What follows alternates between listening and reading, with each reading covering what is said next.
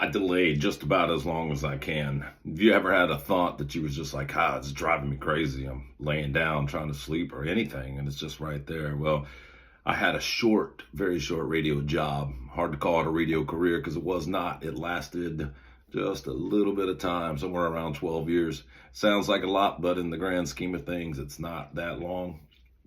I want to tell you about it. I want to get into some detail. It was really, really fun while I had it. It was really cool, and maybe that's why I'm doing this. I really have a hard time getting over the fact that I'm not doing it any longer. But to find out where it all started, you have to go back, all the way back to the 1980s, all the way back to then.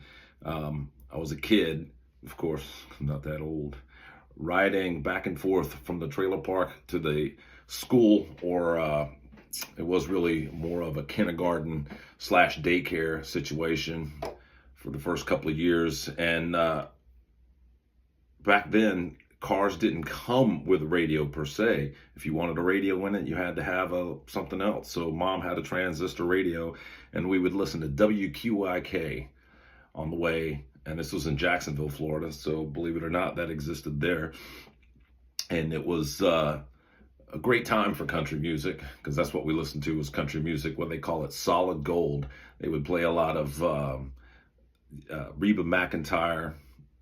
There was some Johnny Cash, but some Bo Cephas as well, and various other artists who are slipping my mind right now. But one song that I heard a lot was "Mama, He's Crazy," and it was like Three Sisters, I think. But anyway, it was.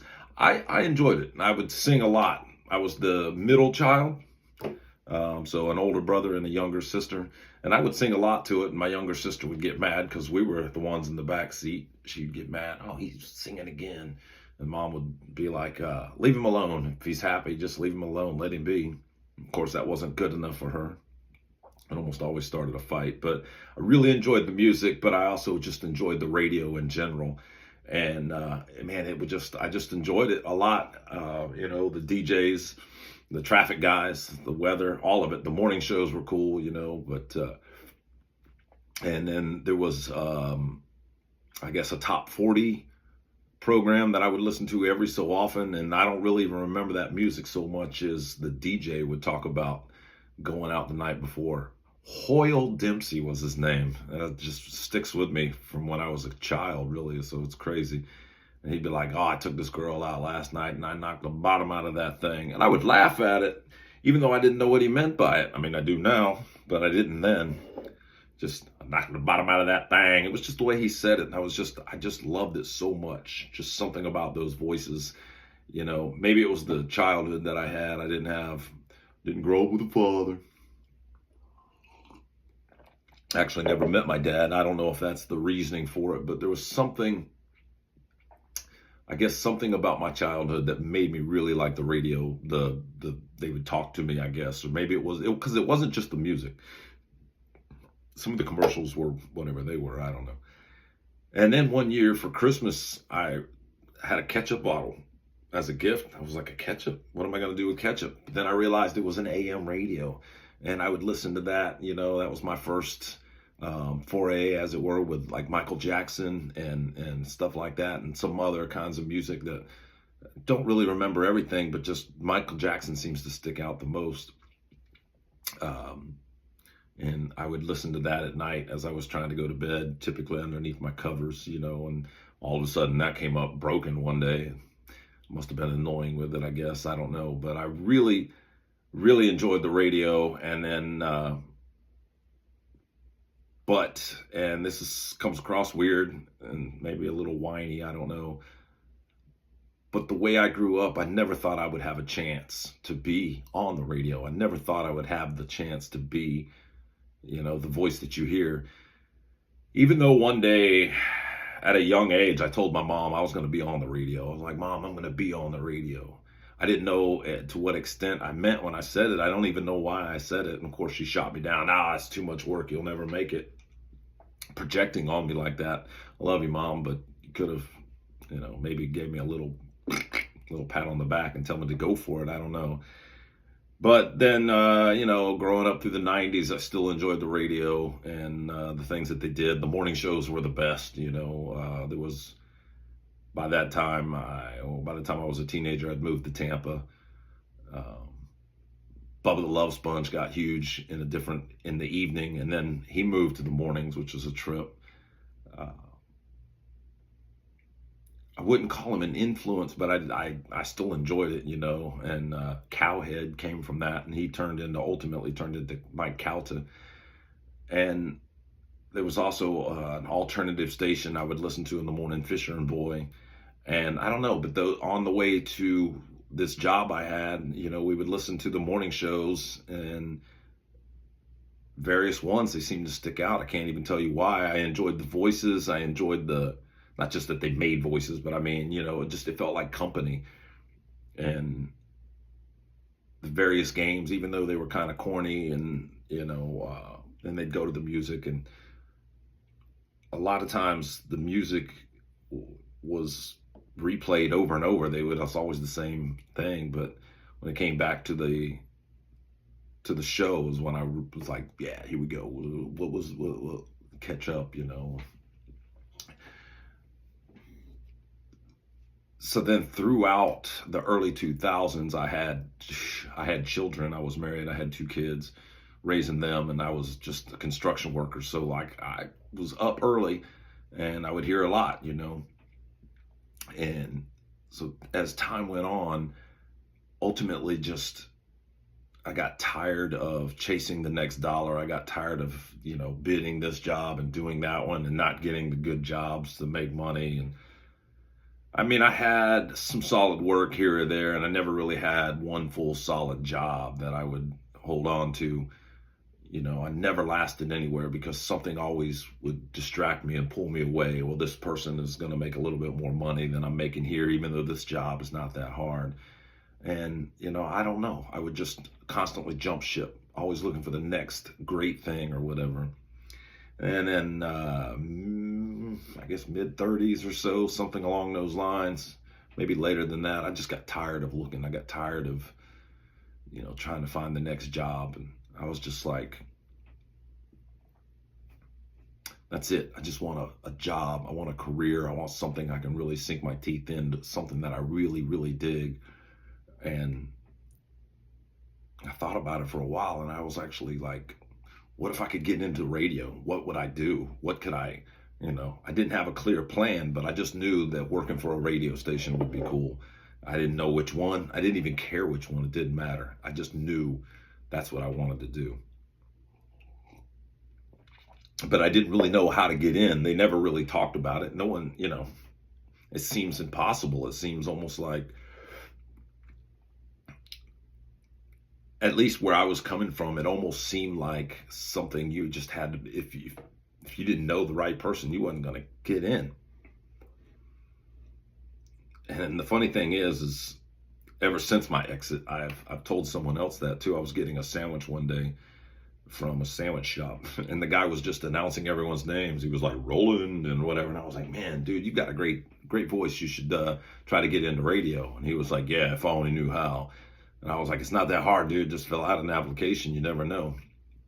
Lo and behold, here I am still like, whatever. But he didn't believe me. And I got to tell you, that's exactly how it got started for me. Well, a few other things. But so then one day I just decided that I was going to give it a shot. Life is too short. I was just going to give it a shot. And they used to advertise on the radio, funny enough, this little course or whatever called CSB radio, CSB. It was Connecticut School of Broadcasting. I was like, well, I hadn't heard it for a while, and this was before your phones could look up anything. So I looked into it through the yellow pages, as it were. I believe that's how I found it. And I ultimately did find it. And I called the number, and they were still there, and I couldn't believe it. I went in for an interview, went in to look around, and they showed me the campus and everything, the campus. And I don't know, I guess I thought it would be bigger or better or something, but I was super excited because it was like, oh, you've got a great voice. You'll do wonderful. You can't wait for you to get started. And I was like, all right, when does the next class start? And unfortunately, it was $10,000, 10 grand just to get started, and for the course. And I was like, well, but they had these easy financial programs that they could get you started. And it was like Fannie Mae or something, which is basically house loans, but they was willing to loan the money, and the government paid for me to go, basically. So I had a student loan, as it were. 10 grand turned into 11 grand. Made a few payments. Let's not get into that. This is no confession. So couldn't wait for the school to start. I think I got a new shirt and everything, and I go and like meeting everybody, and I'm really nervous. But if I could back up just a little bit, I was always kind of nervous. I was always pretty shy as a child growing up and teenager, and it was hard for me to meet new people, and it was hard for me to go to a place that there was a lot of people, because I would get really nervous and then just be in the corner quiet, you know. But this time going into this class, I was like, I'm gonna just be bold. I'm gonna go for it. And so I did. So I was meeting everybody, shaking everyone's hands, speaking with everyone, trying to get everyone's name, trying to remember everyone's name. And then the classes started, and we're all just sitting around and we're talking, and I didn't really recognize anyone that was teaching it. And it was supposed to be industry professionals. And maybe they were, maybe they weren't. I don't know, because didn't recognize any of them. But it didn't seem, at first I was excited, but as the course went on, I was like, man, this is just a bunch of jibber jabber. They showed us a few things on some equipment, and we had to make a few things like sweepers and commercials, and we had to make a few breaks, you know, hey, this is blah, blah, blah, whatever, you know. And I just remember it being one big conversation. But we did have a field trip where we went to a real actual radio station, and it was Cox Media Group. I don't know if it was Cox at the time, but it was where the building is now. And we went up there and we walked around, and I was like, man, this is so cool. And there was multiple radio stations, and they had the on-air light was on, so we couldn't go in there, but we could peek in. They knew we were there because we were in the programming section, and it was pretty dope. And I ended up remembering that moment because I ended up working there, but that's jumping way ahead. And then the course was over, and I was like, well, now it's time to find a job and doing this. And I looked around like on Craigslist and various other ways of looking, you know, Google and whatnot, I don't know. And I showed up one day because they said, oh, as long as you're a CSB student, you can always come back and we'll help you get a job.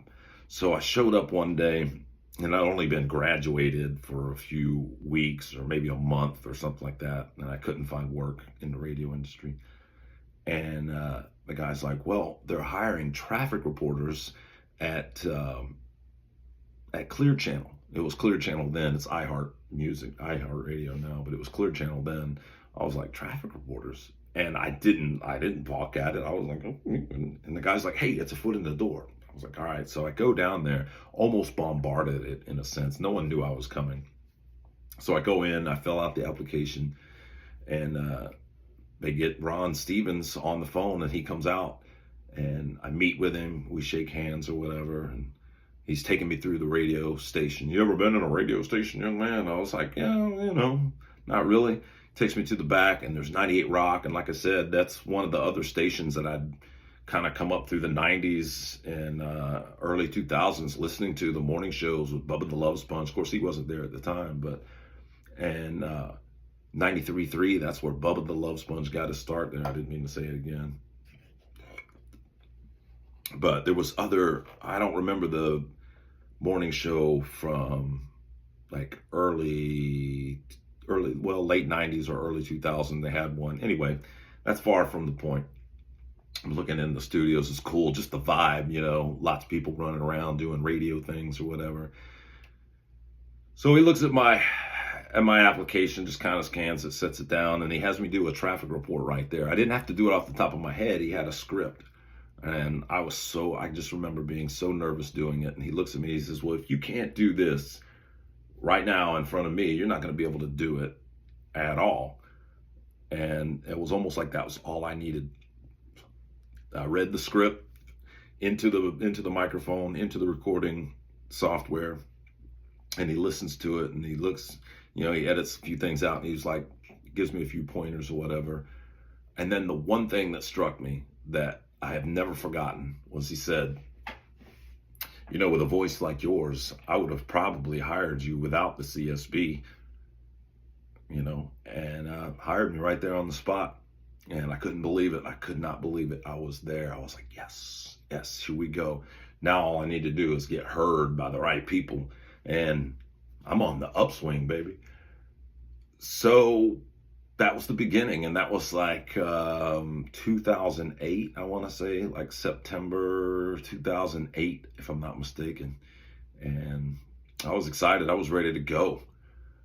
Overnight was my first shift, though. It was, I would get there, I want to say maybe 10:30, 11 o'clock, and I got out at 6 a.m., something like that. Absolutely blew my mind. I couldn't believe that there was traffic reports at that time of night. Turns out I would record here in Tampa these traffic reports for like Melbourne and Orlando and the Space Coast, I think is what it was called. And I would record them, send them off into the interverse, into the internet somewhere.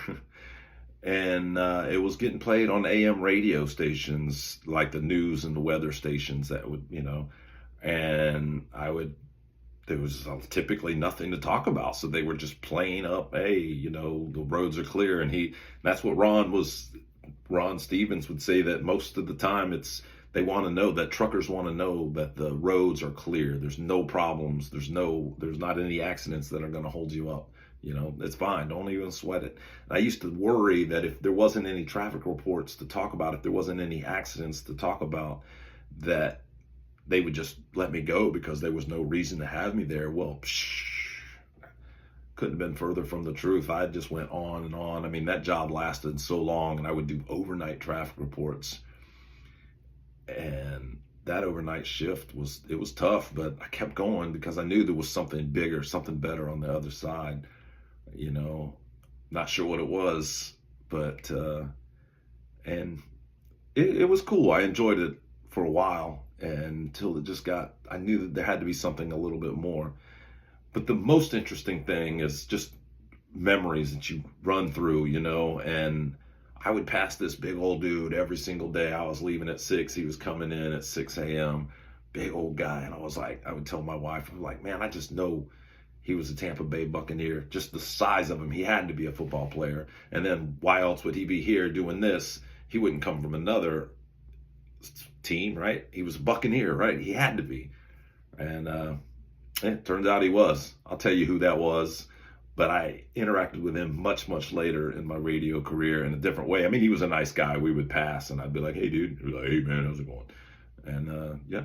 So, anyway, that's the beginning. I'll get into it a little bit more in the next one. And, we'll see how long this series lasts. How and why did I get started in radio? How long did it last? What happened? Why did I get exited out the door? What happened? You'll have to hang out to find out. It was a lot of fun. I did a lot of cool things. I'd like to get back into it, but it seems a little bit more difficult to get back into it than it was to get started in the first place. Something about experience in the building is, I don't know, maybe they look at you as like, well, why didn't he stay? He must have been, they start stroking the beard. I don't know. We'll see. We'll get into it, and we'll see where it leads. Maybe this will lead back into it. Maybe this is just a pipe dream. All I know is I could not sleep. I can't sleep. I have a hard time. I think about this all the time, this so-called podcast. So I'm going to run through all of these ideas. I'm going to run through how and what got me into radio. I'm going to run through the career a little bit. Like I said, it was about 12 years, something like that. So there's not really a whole lot to tell. But I'm going to do my best to detail things, to be entertaining, and we'll see what happens at the backside of it. Maybe I'll do some other stuff too. We'll see. We'll keep it going. But in the meantime, thanks for hanging out. Thanks for watching. We'll see you on the next one.